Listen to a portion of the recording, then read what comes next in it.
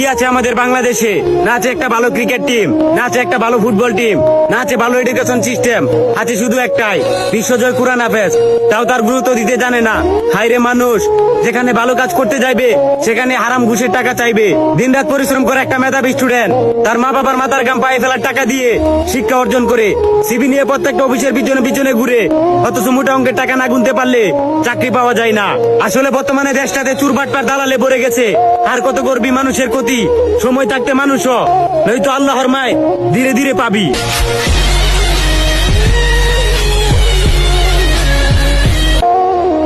বাঁশের চেয়ে কঞ্চি বড়, ধানের চেয়ে বড় খই, নেতার চেয়ে চামচা বড়, তাহলে মানুষ বিচার পাবে কই?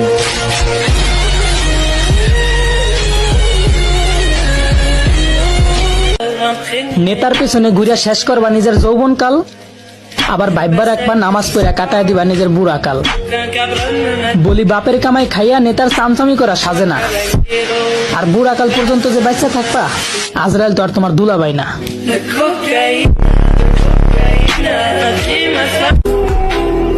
আস্তাগফিরুল্লাহ, আপনি ভাবতেও পারবেন না এই ভিডিওটা শেয়ার করে দিলে এই আস্তাগফিরুল্লাহ যদি একবার আপনার শেয়ারের কারণে যদি একবার কেউ পড়ে, তাহলে আপনার জন্য তওবা হয়ে যাবে।